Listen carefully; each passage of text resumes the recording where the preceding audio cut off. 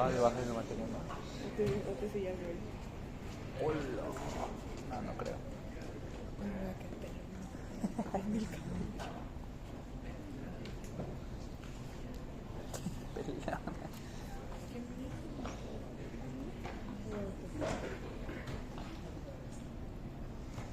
¿Y ahora sí regresan todos? ¿Sí? ¿Faltan muchos? No.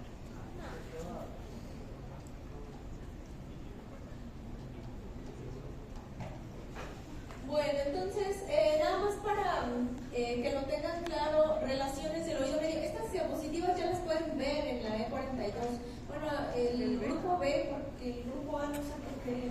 No. Sí, no sé por qué tema con eso. Le voy a insistir a Yomi, pero ya en teoría ya deben de tener acceso a todas las diapositivas, ¿vale?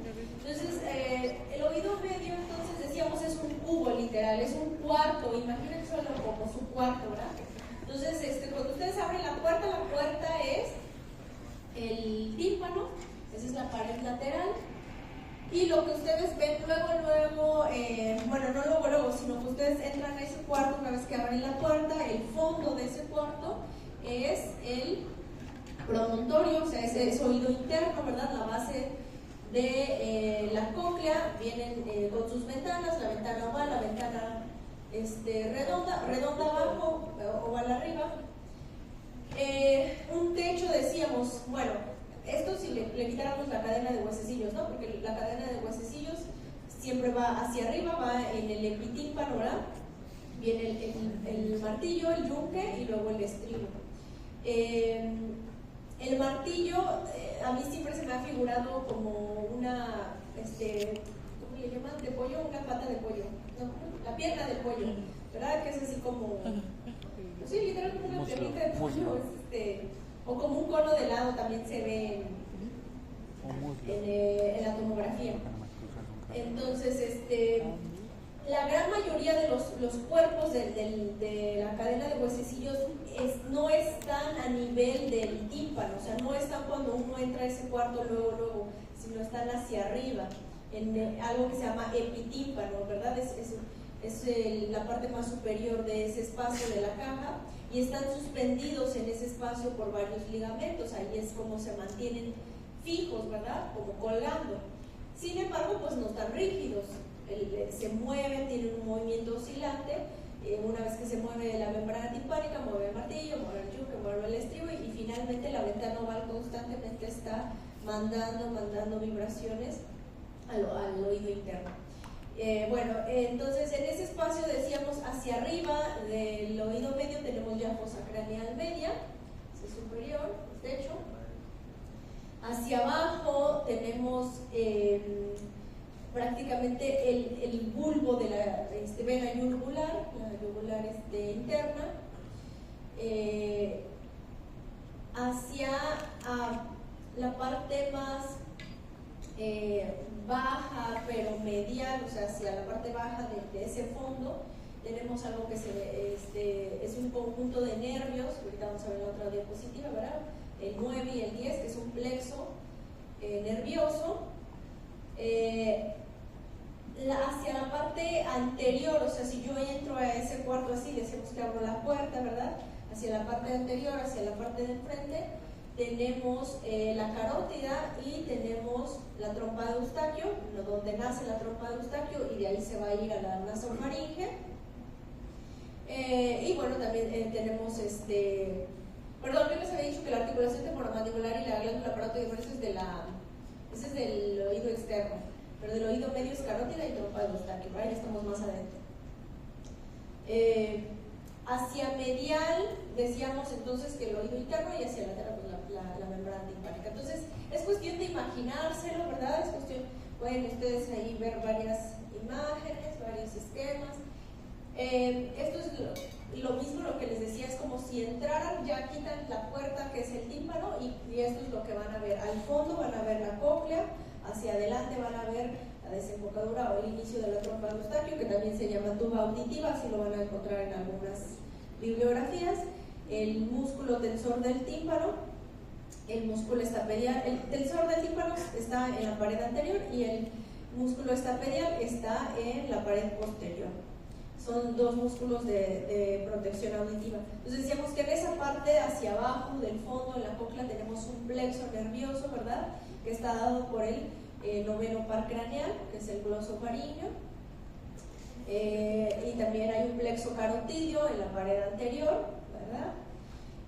Decimos aquí también se relaciona con la carótida interna hacia anterior, hacia inferior se relaciona con el bulbo de la yugular, hacia posterior y medial se relaciona con el nervio facial. Vean aquí cómo pasa. Entonces esto es súper importante cuando hay infecciones o tumores. Este es el canal semicircular lateral, por eso decíamos que cuando hay colesteatoma el principal sitio de erosión a la parte del laberinto posterior que genera desequilibrio o vértigo es con este canal, ¿verdad? Y hacia atrás, acuérdense que el oído medio se continúa a través de la mastoides. Esto es lo mismo, aquí no está muy claro en este esquema desde dónde lo estamos viendo, si lo estamos viendo desde adentro, desde el oído interno, o si lo estamos viendo desde la membrana timpánica, pero bueno, aquí básicamente lo que vemos es la relación, no, perdónenme, aquí no sabemos si lo estamos viendo, sí sabemos que estamos aquí externa, pared interna, ¿verdad? Más bien no sabemos si estamos en anterior o posterior. Pero bueno, pues sí pudiéramos inferirlo, porque si aquí está el canal semicircular lateral, esto que es nervio facial, esto puede ser medial y posterior, entonces a lo mejor lo estamos viendo desde anterior. Pero bueno, entonces vean cómo no, cadena de huesecillos que da hacia arriba. Epitímpano le llamamos entonces a esa porción de espacio más superior de la caja timpánica. Sobre todo el espacio que queda por arriba, si nosotros trazáramos una línea así transversal de 0 grados, perfecta, donde termina el tímpano, todo lo que queda por arriba sería el epitímpano, el espacio del epitímpano. Trazáramos una línea donde termina el tímpano, ¿verdad? Igual perfecta, transversa, todo lo que queda por abajo sería hipotímpano y todo lo que queda a este nivel sería mesotímpano. Entonces, así a veces van a encontrar en la bibliografía los espacios en los que se divide el oído medio, ¿verdad? Epitímpano, mesotímpano e hipotímpano. Eso está bien para que cuando haya una lesión, pues sepamos dónde, o sea, sepamos referir dónde está, ¿verdad? Epitímpano, mesotímpano e hipotímpano. Ok. Vean aquí también como del nervio facial sale un nervio muy importante, una ramita que se llama nervio cuerda del tímpano. Este nervio pasa, es como una cortinita así que pasa en la parte superior de esa habitación y se mete entre los dos huesos, entre el martillo y el yunque. Esa ramita del nervio facial, acuérdense que ¿alguien sabe para qué sirve? Da la sensación del gusto de los 2 tercios anteriores de la lengua, ¿verdad? Porque el tercio posterior de la lengua, ¿quién lo da? El gusto. El glosofaringeo 9. Muy bien.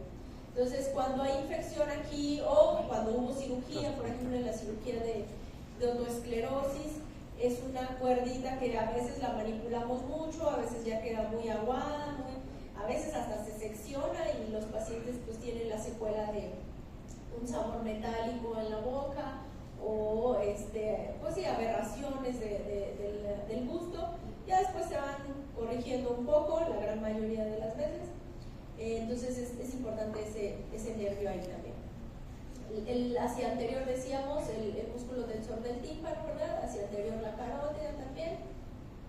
Entonces vean varios esquemas para que les quede más claro cómo está conformado ese cuarto, decíamos, ¿verdad? El tensor del tímpano está inervado por el quinto par trigémino y el estapedial por el nervio facial. Entonces aquí la trompa de Eustaquio decíamos que en reposo siempre está cerrada. pero cuando nosotros pasamos saliva y bostezamos, el músculo tensor del tímpano, el músculo tensor del velo del paladar y el músculo elevador del velo del paladar, los dos abren esa tuba auditiva y entonces se lleva a cabo esa función de regular las presiones, de drenaje. Pero hay pacientes que crónicamente, aunque no mucho bostecen, mastiquen chicle, esa trompa no se abre. Entonces esos son los niños que están constantemente sufriendo de otitis medias agudas, y ya vimos en todo lo que puede evolucionar, ¿eh? Entonces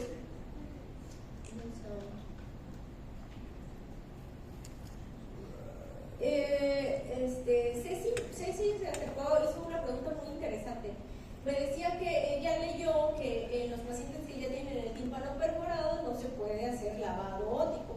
Efectivamente, si ustedes ya saben o están viendo que el tímpano está perforado, por más infección que le vean, o con mayor razón si le ven una infección, pero ustedes ya saben que está perforado, no pueden hacer un lavado de oído. Nunca se puede hacer. ¿Por qué? Pues porque le van a echar agua al oído medio, le van a provocar vértigo, ¿verdad? O le van a echar agua si no es estéril sucia, o le van a meter más la infección. Entonces, no, siempre que esté perforado el tímpano no podemos hacer un lavado. Y si la sospecha es alta, a veces no sabemos, porque a veces vemos un tapón de cerilla, o vemos un tapón de piel con hongos, o no, con cuerpo extraño, pero si la sospecha de perforación es alta, ¿eso cómo lo van a saber? Pues preguntándoles sus antecedentes, ¿verdad?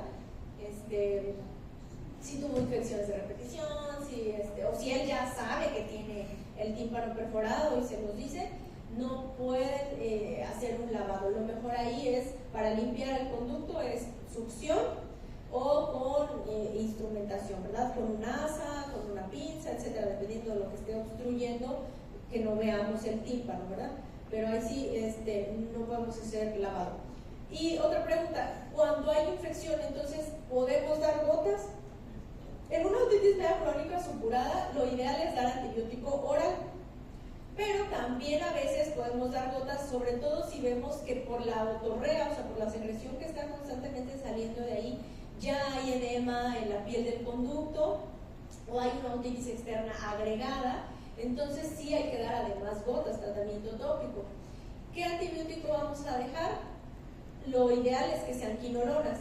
Aquí la neomicina ya no sería lo ideal, porque por el riesgo que pudiese haber de que algo se absorba al oído interno y que sea autotóxico, ¿verdad?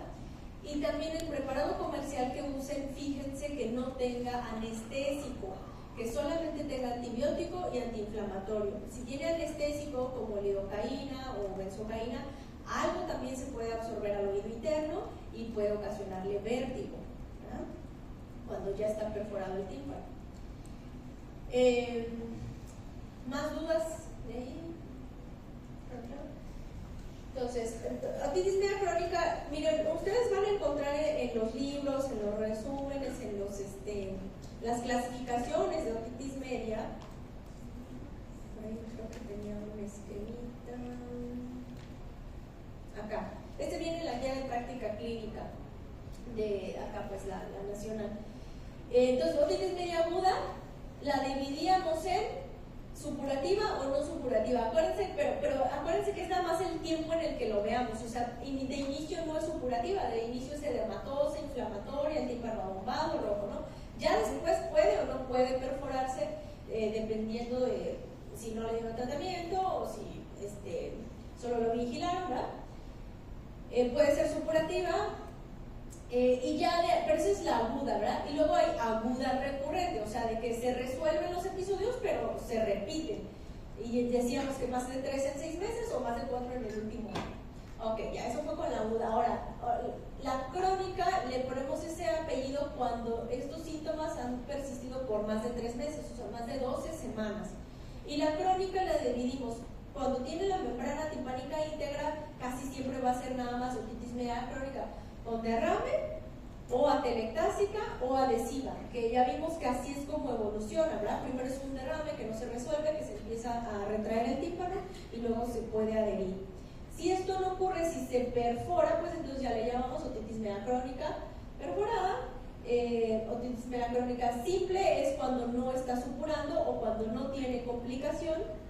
Cuando tiene complicaciones con colesteatoma y además puede estar supurativa, ¿verdad? O agudizada, le llamamos también.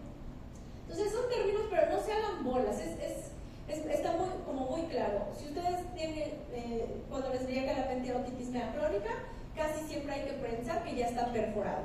Porque en realidad a la otitis media con derrame, difícilmente alguien le va a llamar otitis media crónica con derrame. O sea, sí es lo correcto, pero ahí tendría que ver el tiempo mucho. Sí le puedes decir crónica si ya duró con el derrame más de 12 semanas. Si no duró con el derrame más de 12 semanas, pues no le puedes decir crónica, ¿verdad? Pero si sigue siendo otitis media con derrame. Entonces, cuando ustedes ya vean otitis media crónica, casi siempre váyanse para este lado, para una perforación, supuración e incluso pues hasta colesteatoma, ¿no? Entonces,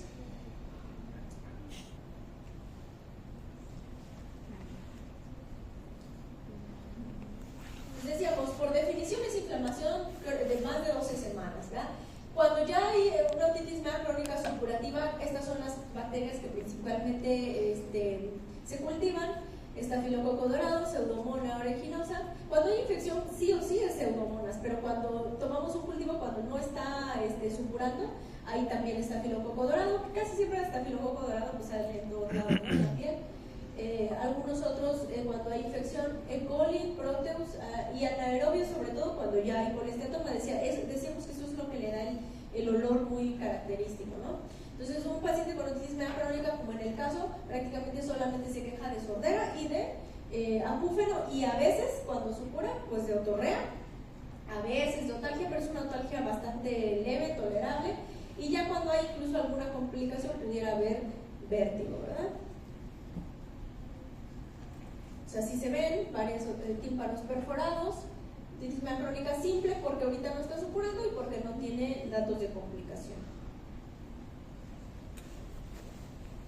El colesteatoma, ¿qué es? Antes se decía que era por su aspecto amarillento, blanquecino, se decía que era un quiste de colesterol, pero y de ahí viene su nombre, pero en realidad lo que se sabe que es un quiste epidérmico, o sea, literal es piel, ¿verdad? Es tejido de ectodermo, tejido plano, estratificado, queratinizado, que se vuelve agresivo, ¿verdad? Que se vuelve así quístico. Y pues como decíamos, es la forma más grave de otitis media crónica, eso es lo peor que puede pasar. Hay varias formas en las que se instaura un colesteatoma y también de eso se clasifica. Pero la forma más común de obtener o de que un paciente llegue a tener colesteatoma es por retracciones en la pars flácida. Entonces, esas retracciones hacen que la piel de la última capa de la pars flácida también tiene piel, decíamos, ¿verdad? Nada más tiene 2 capas, pero esa piel se queda estancada, o sea, no se mueve en el movimiento clásico normal centrífugo hacia el conducto, ¿verdad? Y decíamos que ahí así se sale la cerilla. Entonces se queda ahí mucho tiempo y eso empieza a invadir, a erosionar la caja timpánica, sobre todo hacia arriba, que es hacia el escutum, es la parte más prominente del hueso de la pared superior del conducto, donde se empieza a introducir, ¿verdad?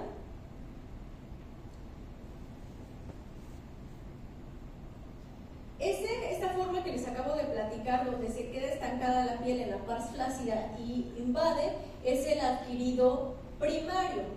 El adquirido secundario es cuando primero se perforó, no había retracciones, primero se perforó el tímpano y a través del borde de la perforación, a través de este borde, esto acuérdense que tiene piel encima, ¿verdad?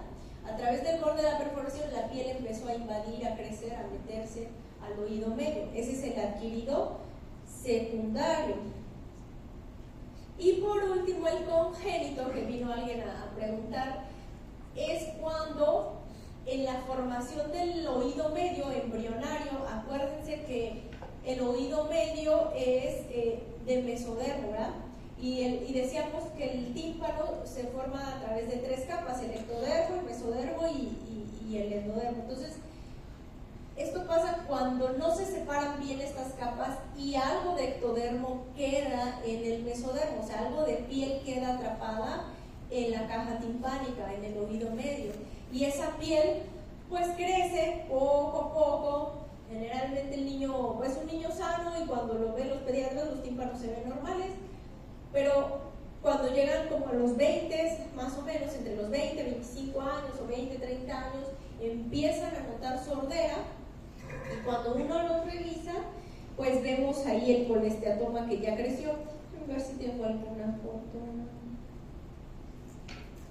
Miren, se ve como pues esa masa blanquecina detrás del tímpano. O sea, no es un tímpano perforado, no es un tímpano retraído, pero es un tímpano que aparentemente está normal, pero vemos esa masa blanquecina detrás. Entonces esto es un colesteatoma de nacimiento, congénito. ¿Quedó claro? Se quedó piel atrapada ahí en el embrión cuando se estaba formando el oído medio y la membrana timpánica. Entonces el colesteatoma, si decíamos que se ve como requesón, esta solamente se quita al 100 operando, o sea, su tratamiento es 100% quirúrgico.